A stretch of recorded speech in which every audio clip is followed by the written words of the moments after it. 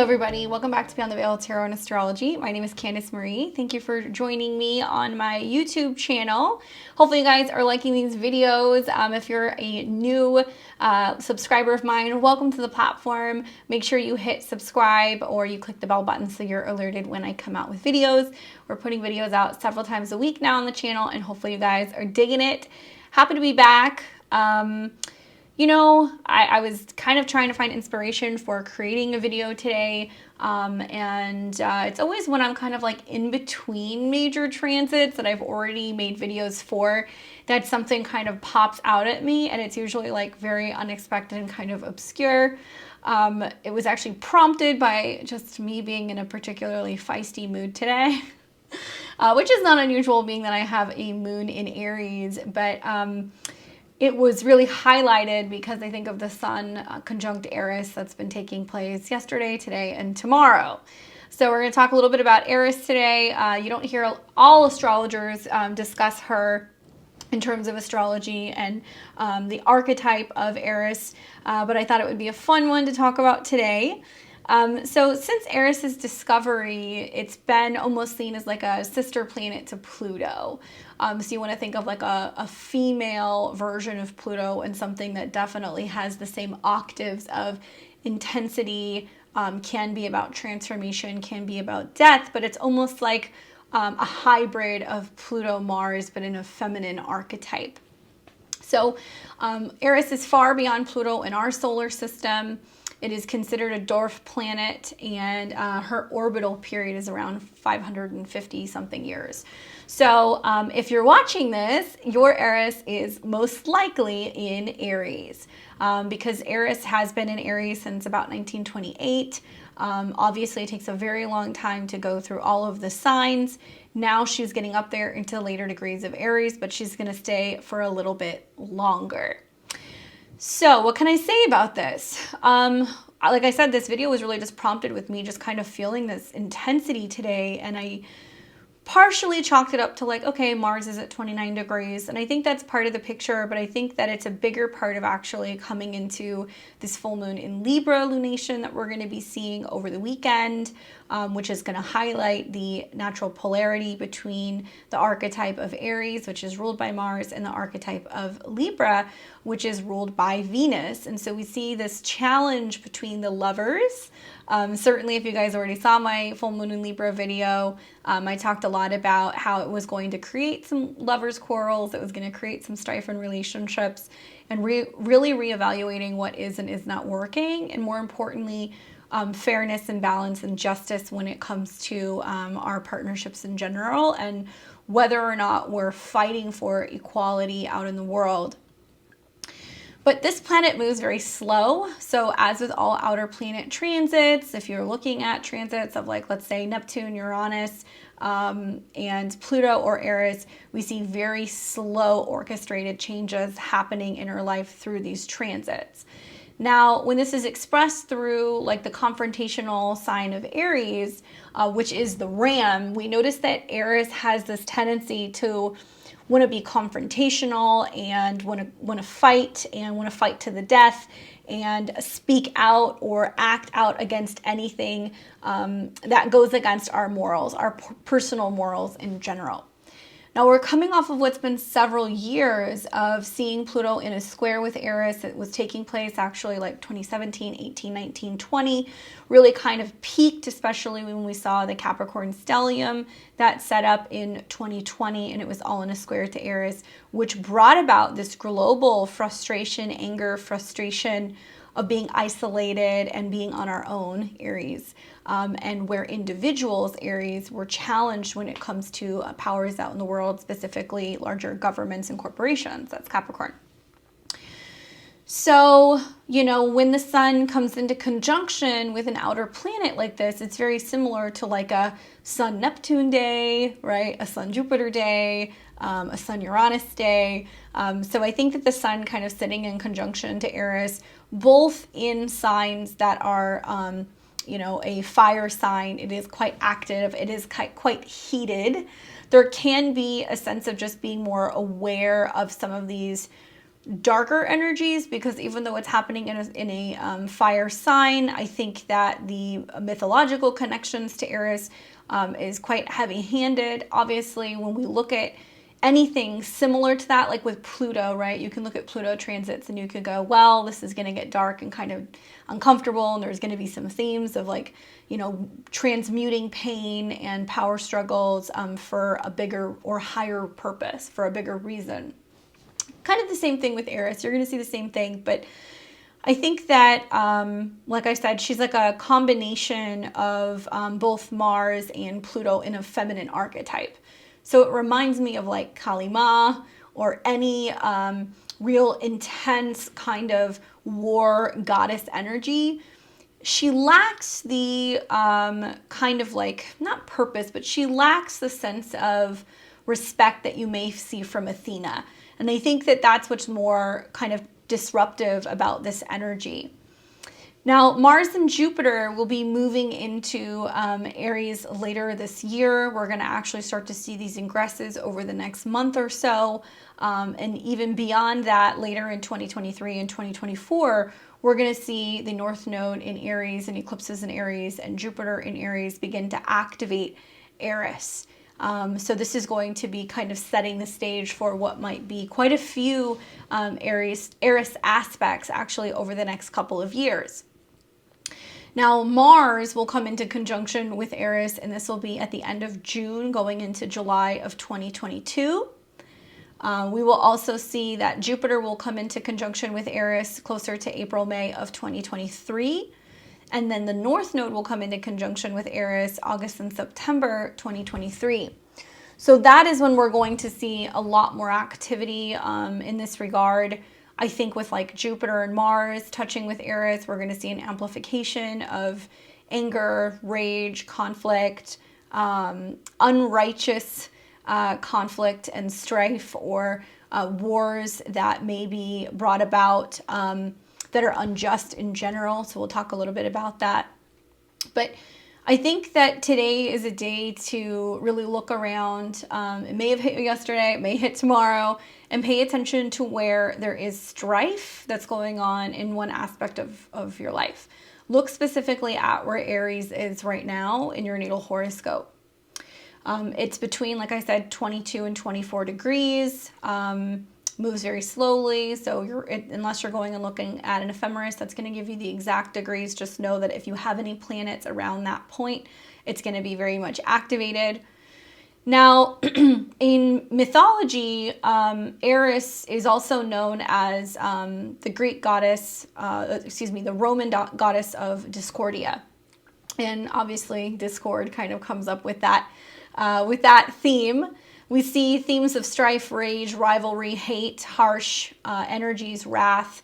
She's a battlefield goddess, right? She's seen as the goddess that even after the war is over, when the bodies are left on the field, she is left in the psyche of the individuals who basically made it through the war. So it's not like a pretty positive planet. This is associated with inflicting pain, anything that's connected to hate, rivalry, havoc, cutting, wrath, right? I mean, it's a very difficult energy, and she's associated as the mother of evil spirits. So this energy obviously right now can be a little rough. It can be hateful, and can be very difficult to kind of transmute as this full moon is coming and we begin to see the build of the sun and also the moon with a square to Pluto. So I think that this is something that even myself, I overlooked. Like, I didn't really realize like that this was a piece of the puzzle, and that there may very well be these wars that we're fighting on a personal level on a daily basis right now that's leading up into this point where people can go one way or the other. They can basically stand up and go, you know what? No more, I've had enough, I'm done. Or there can be a sense of people choosing to use negative lower octaves and basically inflict pain or strife or what have you to kind of get their way, and playing right into, I think, Pluto's trap, right? So I would say watch out for that. She's also known as a sister of Mars. And unlike Mars, she's not physical. So Mars is more about external movement. It's going to be about getting to the root of the issue, you know, taking action, being courageous, defending oneself. And she's also very different than Athena, which may deal more with like strategy and just war and overcoming things and being able to actually protect the peace of a space. Eris really just wants to kind of see it all burn to the ground. So I see this as not just a fire starter, but one that's also really taking pleasure in pain and discord and strife in general. If you are somebody who has a natal Aries placement, sun, moon, and rising within these degrees, you're already going to be really triggered because of the full moon and the cardinal squares, but I want you to be extra aware of just the fact that you might be a little bit more temperamental and a little bit more reactionary than usual during these transits. Currently, we see Mars also at 29 degrees of Aquarius, which I have to say I'm not a fan of this energy. I know it's going to hang around today and tomorrow. It's had me like buzzing all day, kind of feeling like I've taken like 8 shots of espresso, and it's like really hard to kind of like settle down. It's hard to explain. There's just this real nervous kind of tension, this buzzing that's in the air right now that's really hard to neutralize, especially being in kind of the more rebellious air sign of Aquarius, which is very fixated on we got to do it now, we got to do it quickly, we got to organize, we got to move, you know? So that energy is not going to calm down until it ingresses and it goes into Pisces in about 2 days. And I think also it's very interesting that this is happening as the Jupiter-Neptune conjunction is taking place currently, which is supposed to be about releasing, letting go, dissolving, being able to hold space for prayer, meditation, positive reflection. Obviously, that Jupiter-Neptune can go one way or the other depending on how it's playing out in your natal chart. I guess what I'm getting at is that on a global scale, this can really be the striking of the match that could really inflame and create some tensions on a global level and bring about what could be some particularly brutal or very unjust or wrong acts containing anything really to do with war, with violence. And for the sake of being able to kind of make a scene. So, later in the year when we see the Mars-Jupiter conjunction that's also going to be taking place, I have this really, really strong feeling that it's probably going to materialize as something that could be very similar.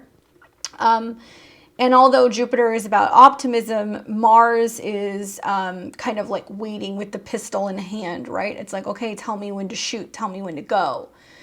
So I'm wondering if this is the precursor over the next week or so prior to this Mars-Jupiter conjunction, which is going to be happening very strongly from about May 26th to the better part of May 30th. After what's been, 2 months of eclipses. And I just want you guys to be mindful that, some actions, Sun conjunct Eris, can come about today that can have major repercussions actually down the road. It may be just the awareness of something that's not working for you, maybe the awareness of needing to stand up and fight back or push back. But you will really, really, really want to watch your behavior, be mindful of how you are acting out in the world. Make sure that if you are somebody who is speaking out and fighting for your beliefs or fighting for your freedoms, that you're doing it in a way that is not, just like creating conflict and kind of adding fuel to the fire. I guess that's the big thing that I would say. We see lots of like cultural disruptions that come with Eris transits. And really it's dealing with, in some cases, needing to use force in order to get to the truth. That seems to be like the MO. Creating disruptive commotion and discord for a positive outcome in the long term, similar to kind of Pluto transits, but disruption and change for better or worse. So we're seeing that set up now. It's going to be very strong the 13th and the 14th as we go into the weekend, and then we see the full moon show up, which is primarily highlighting Eris. and opposing the moon in Libra and squaring Pluto. So it's unusual to me because I kind of feel like, you know, in many cases we would just look at this T-square that's going to be happening and everybody's going to want to blame Pluto. And there's some truth to that, but I have this feeling that Eris is actually bringing more up for the individuals, where individuals are standing up against the Pluto and Capricorn archetypes. Individuals getting angry about taxes, individuals getting angry about loss of resources, about death or power being taken away. Individuals getting angry about the control that government or large institutions, corporate companies are actually using, and the power that they're wielding, and where it's actually taking away from individuals. So I'm keeping an eye on this. I'm seeing how everything begins to unfold. I'm hoping that things are able to smooth out a little bit, especially when Mars goes into Pisces. I feel like that may actually be the saving grace, that in the tail end of Aries season, we're going to see Mars moves into the mutable water sign, where obviously it doesn't work as well. And personally, in the back of my mind, I have this feeling that we're going to start seeing more conflict at the end of April going into May, revolving around anything happening at sea. Any mobility, you know, military mobility or anything around ports or anything at sea in general.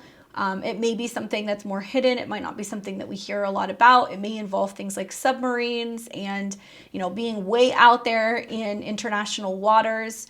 It may also materialize as any kind of conflict over water, gasoline, anything pertaining to that. Obviously, with the conjunctions to Jupiter, we're going to see inflated prices and all kinds of things happening with those kinds of liquids. It's just kind of part of the course as these conjunctions are happening.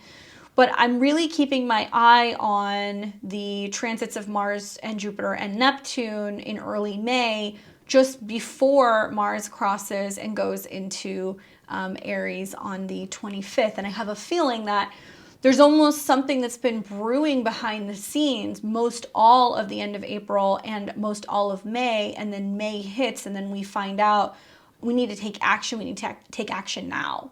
So whether that's in a global sense, where there's going to be like global mobilization, or individuals who are really kind of stepping up and becoming more active or becoming more enlightened. I think the Mars-Jupiter aspects can be about individuals teaching themselves about defense,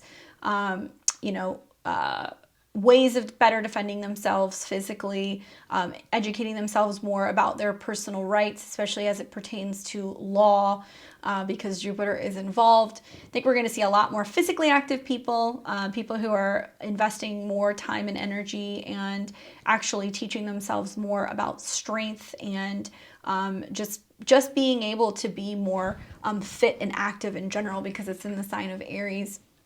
But until we get to some of these points, I'm just going to kind of speculate. Obviously, you know, I'm not like a fear-mongering astrologer. I don't want to be somebody who's kind of fanning the flames and adding to the hysteria.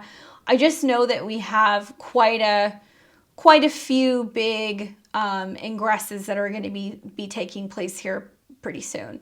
I think with Mars and Jupiter coming together, basically starting what's going to be a new 12-year Jupiter cycle, with that conjunction is insinuating that everybody benefits by being aware and really believing in themselves, believing in their rights, knowing what their rights are, and educating or teaching themselves almost in like the art of war. And whether that's like picking your battles and knowing when to actually charge into a situation or when to retreat.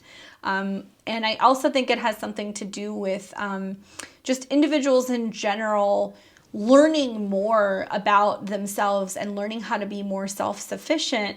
It's setting us up for a 12-year cycle of learning to have an outlet for some of this anger, for some of this rage. And I wonder if it's going to materialize as people going off and being like, you know what, I'm not going to work for these companies. I'm going to educate myself. I'm going to do my own thing. If it's going to be people who are being more independent in terms of where they're living and they're opting to kind of travel more independently or be kind of more nomadic. I also get the impression that it's going to materialize as a lot of people wanting to learn a lot about self-defense, and whether that is, you know, like jujitsu or boxing or just self-defense and tactical stuff, learning more about how to carry and utilize knives or guns or anything for self-defense. I think that this is another really big theme that's kind of setting up. So obviously when we look at Mars coming into conjunction later this year with first Jupiter, which is going to be knowledge and expansion, but then later on he will meet with his sister Eris and is going to bring about, you know, people who obviously are going to probably be pretty heated, especially in July, as he meets with Aries and squares Pluto, that people are feeling like they need to defend themselves against Pluto and Capricorn type archetypes. So police officers, people who might be more aggressive, people who are forcing things, people in uniform. I know I'm touching on some really sensitive subjects, but I'm just letting you guys know that through this sun transit now going into the full moon, we're going to start seeing the beginnings of why people may actually be behaving this way. Now, on a personal level, it can be you kind of getting to your wit's end and realizing that unless you make a change, unless you shake things up, you create a little strife, you create a little discord, that things aren't going to change. And I think that that's the bigger lesson here, that, you know, through strife and discord, sometimes, you know, obviously it's not always easy to keep the peace. Sometimes we have to do that in order to be able to challenge the status quo and break down old patterns that have been longstanding and I guess almost acting like they're running the show. One of my favorite books that I read in recent years was by, oh my goodness, what's her name now? Big Magic, the woman who wrote Eat, Love, Pray. I can't even think of her name, so I will probably come back to this video and be like, oh, I knew what it was. Actually, you know what? Let me just pull it up so I don't forget. But what is it? Who's it by? Here we go. Elizabeth Gilbert. She wrote Eat, Love, Pray, but her book, Big Magic, Creative Living Beyond Fear, has probably been one of the most instrumental books that I have read in recent years. And something that really stuck with me was her talking about her relationship with fear and how to better deal with fear. And to have a relationship with fear where you basically can go, look, you can't be in the driver's seat, I'm in control. You can sit in the passenger seat. And in so many ways, she kind of said, like, fear can come along for the ride, it can be there, but you're not going to actually let it be in the driver's seat. So you're not going to let it control or dictate where you're going or how you're going. We want to look at certain situations right now where fear can be the motivation to actually push us to the point of going, okay, am I going to react and am I going to have a meltdown and blow everything out of proportion? Or am I going to take this opportunity to basically stand up for myself and go, that's it, I've had enough, no more. And even if it does create a little discord and if it does shake things up, so be it, because that may be what has to happen in order for us to be able to break through some of these chains that have been keeping us grounded, landlocked, terrified, afraid to leave the house, afraid to make change, to leave certain jobs, to leave certain relationships, to leave certain patterns, obsessions, fixations behind for good. Guys, I'm going to keep driving this point home.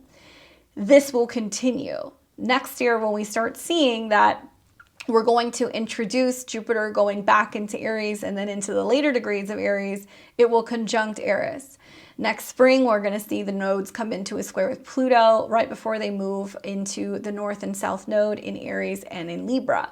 So to some extent, we're going to be seeing lots of activations with Eris and also squares to Pluto inevitably for some time. Now, you're not really going to be feeling it until closer to about May, June, July of 2023. So you guys could kick back and you could wait.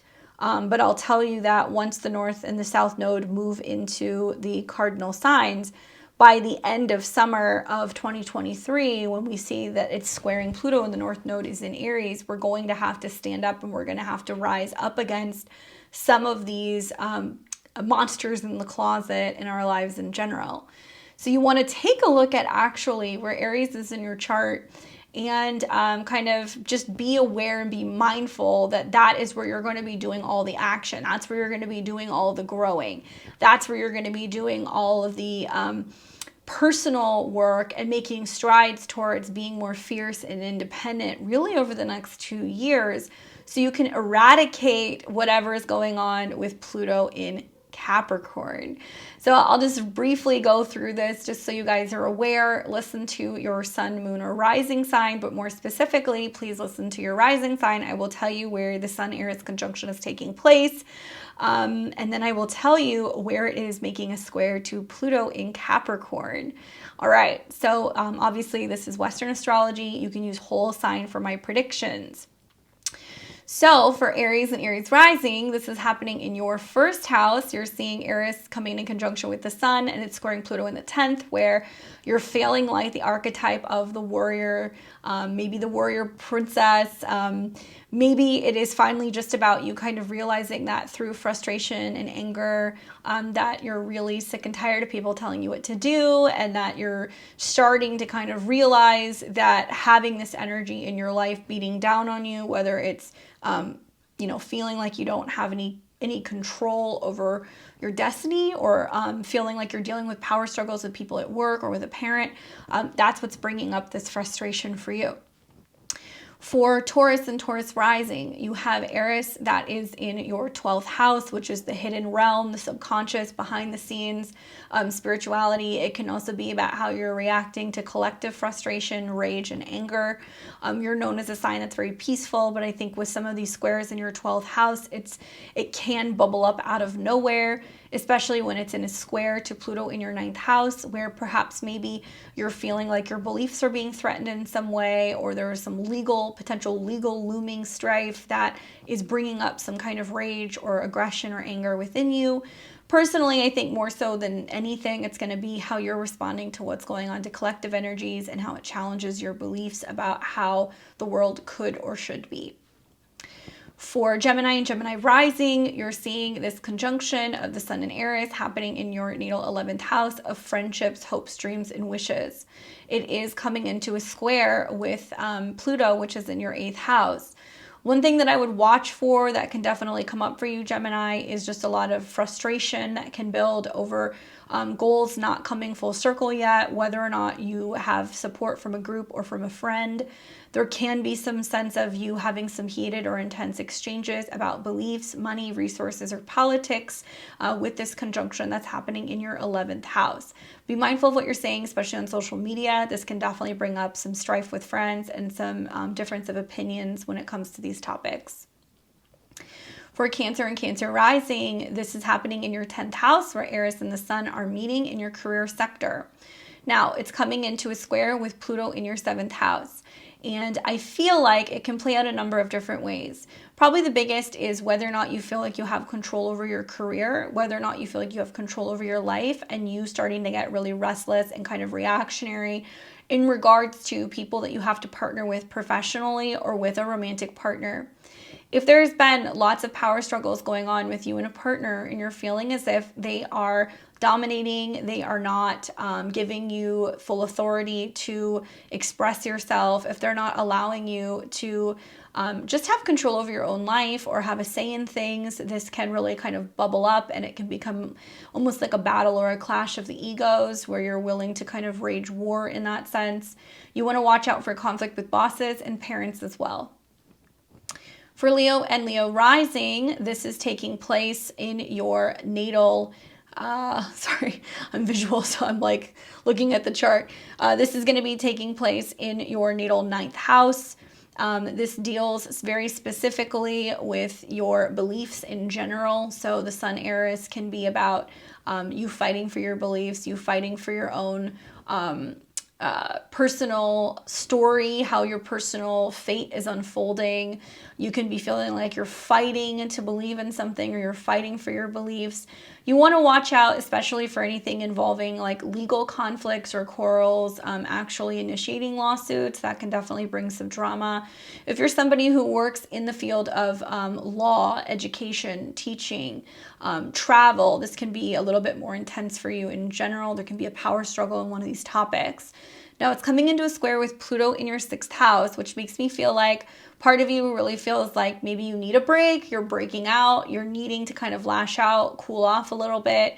and it can actually bring about some strife at work with coworkers or with your schedule. Equally, this can be about you feeling like your personal beliefs are being challenged when it comes to your daily routine and whether or not you can break out of old toxic patterns or habits. And you may feel like that something is missing, and what may be missing is some kind of spiritual pursuit. So if you're currently battling issues with health problems, addictions, not letting things go, not knowing how to release old relationship baggage, what might be missing is a little bit of faith, and it feels like you're really fighting for what you believe in right now. For Virgo and Virgo rising, this is taking place, the Sun Eris conjunction in your natal 8th house. And this can be about battle of the sexes, battle of the wills, possessiveness, whether or not you're fighting for resources, whether or not you're feeling like very fierce and protective, especially over your joint resources. You can be going back and forth over whether or not there's going to be some understanding when it comes to like somebody paying a debt or you paying for something. You may be feeling like your hand is being forced to pay something off. It is in a square to Pluto in your 5th house. Now, for some of you guys, it can be about you breaking through barriers and issues with intimacy and finally getting to the other side of that, so you feel like you can truly connect with somebody and open your heart. However, it can feel like a life or death matter for you, and that it's very scary to be vulnerable and open yourself back up again. For Libra and Libra rising, you see this Sun Eris conjunction happening in your 7th house of relationships and partnerships. It is in a square currently to Pluto in your 4th house. This tells me that there can be something kind of boiling over in regards to past relationship issues, trying to finally move out of old power struggles or themes of power struggles that you've had with partners.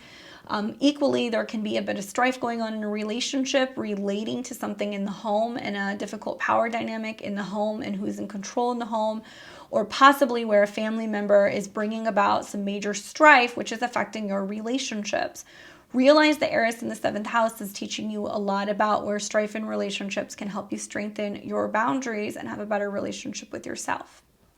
For Scorpio and Scorpio risings, the Sun Eris conjunction is happening in your natal 6th house of daily routine, health, and coworkers.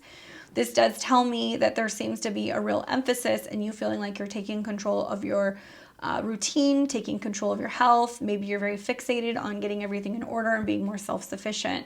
It is squaring Pluto in your 3rd. So even though there is a sense of you having like a go-get-em mentality, being all over, feeling like you need to get on the up and up with health stuff, maintain a schedule, get things done and execute it, there is a challenge between Pluto in the 3rd, which tells me that you are more prone to kind of having a sharper tongue, realizing that there can be some obsessive patterns with how you're communicating or how you're trying to get the point across. And there's like a breakdown of old negative habits that are happening for you just as a part of your daily routine. And this is like things that you do every day that really can actually lead you to having more conflict with people, whether that's coworkers or realizing that part of healing or part of needing to be healthier requires a more positive or a healthier mindset. For Sag and Sag rising, this is a Sun Eris conjunction happening in your natal 5th house of Aries. It is squaring Pluto, which is in your 2nd house. And this tells me that there is some breakthrough coming and feeling like when it's dealing with inner child issues, anger, tantrums, frustrations from your inner child, you may have children yourself. These can be some kids that are really acting out right now. On the flip side, it can be a bit of a power struggle that's going on in regards to resources and also a romantic partner. Pluto in the 2nd seems to suggest that there is some issues revolving around scarcity or fear of not having enough, doubting your own personal values or your own personal physical goods or spending power, and that's kind of rubbing up against Sun and Eris, which is in your natal 5th house. I would say be mindful that there can be this impulsiveness of I have to have it now, whether that's with people, with food, with spending in general. And it's really important for you to just keep an eye on that, especially when it comes to spending money on travel or dating or I think just in goods in general. You can get a little burned here when it comes to gambling as well. For Capricorn and Capricorn rising, you have Eris and the Sun coming into conjunction in your 4th house of home and family. This is squaring Pluto in your 1st house or in your sign. This tells me that you're involved in a very dynamic power struggle, possibly with somebody within the home and family. It can be over real estate. It can be over a parent. There can be some sense of somebody creating a lot of discord or a lot of drama within the family or within the home base. This can also be extended to roommates or people who are living nearby. It's important that when these squares happen and it really affects you because Pluto's in your sign, you choose not to fight fire with fire and you choose not to hit back. Be mindful that if you do this, it's very likely to bring about a very negative and destructive kind of reaction, which could in fact burn or sever and cut yourself off from certain family members or certain relationships. For Aquarius and Aquarius rising, this is happening in your natal 3rd house. And this deals very specifically, the Sun conjunct Eris is all about how you communicate and how you express yourself. Now, I do feel like with the squares that are happening to Pluto, which is in your natal 12th house, this makes me feel like you're in a situation where you very quickly, if you're not aware of your thoughts or your fears, can be reacting out of fear, saying things out of fear, reacting very intensely, saying harsh words, cutting people down. There can also be a sense of a lot of like nervousness or impulsiveness that's coming, especially if you're not getting a good night's rest or there's some sense of you staying up all night worrying about things and really just communicating or reacting out of fear. You want to get into the habit of regularly finding an outlet to release this energy so it's not coming up all the time. I would encourage you to like do breathwork exercises, go for walks, do some journaling, anything like that. So when you start noticing that fear is creeping up and it's triggering you to want to be aggressive or wanting to communicate in a more difficult or unpleasant manner, that you stop yourself when you start thinking about those things and you remind yourself that, you know, that's not the direction you're going to keep going in. Your thoughts create your reality, so be very careful that you're in a period right now where everything that's coming up can be coming up because you are focusing on it so much, you know? Last but not least, we've got Pisces and Pisces rising. So we have the Sun Eris conjunction happening in your 2nd house of resources, and it's coming into a square with Pluto in your 11th house. To me, there can be a bit of a struggle or strife revolving around resources and your personal resources versus your goals. You want to watch out for comparing yourself to other people. That's definitely going to kind of get you into a bit of a hole. Looking at the Sun Eris square to Pluto in your 11th, there can be a sense of comparing yourself and what other people have versus what you don't. You can become very goal-oriented and kind of focus on being able to bring in more, but it can be destructive if you're not careful. I would also say that this is a lot about your personal values and what you want versus what other people want, and really looking at what other people have and what other people are considering their financial goals should be very different than your own. And there is a need for you to kind of go your own way when it comes to either making money or resources, and really focusing on what you have and what you can achieve and not worrying about keeping up with the Joneses, if that makes sense. Anyway, let me know, do you guys have any placements that are around these degrees in Aries? How is it affecting you? How are you feeling it? Are you feeling the heat just as much as I am? I'd love to hear, and if you guys want to leave me any comments or you have any questions, please leave them below. Also, this is just a reminder that I am going to be having my live reading on Friday night at 7 p.m. Pacific, 10 p.m. Eastern instead of Saturday. Usually I have them on Saturdays, but I have some changes going on with my schedule this month, so make sure you guys are checking the community update board. So when I do move a live, or if I have a change, because I will be skipping some later in the month, I just want to make sure that you guys don't miss that. Otherwise, I will be back soon, and I will see you on the channel over the next couple of days. If I don't have a video out between now and the full moon, have a happy full moon. If you haven't seen that already, check out my full moon in Libra video. It's on my playlist. If you'd like to book a reading with me, check out my links below. Check out beyondtheveiledtarot.com. Happy to see new clients. I have some openings at the end of May going into June. The eclipses are coming. Things are very busy. So if you would like to get a reading or a birthday reading, do sign up on my website. Otherwise, I will see all of you guys very soon. Enjoy the rest of the week. Take care.